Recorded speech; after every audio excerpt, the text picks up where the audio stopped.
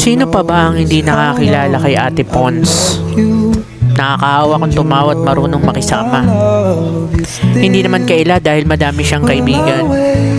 Pero sa likod ng mga tawa at saya, may pinagdadaan din pala na kakaiba.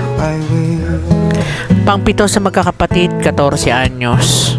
Maagang bumukod para sumugod sa Maynila, namasukan bilang kasambahay upang mabuhay at makatulong sa pamilyang iniwan. Walang hinangad kundi ang makapag-abot ng tulong. Hindi na alintana kung hindi na nakaabot sa paaralan.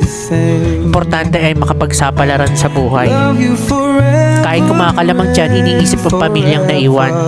Mabuti at dumating ang isang lalaking mainam. Nadagdagan ng pagbabago sa buhay. Napawi ang hirap ng kalooban dahil nagkaroon ng katuwang. Nagbago ng tuluyan nang dumating si Chloe sa kanilang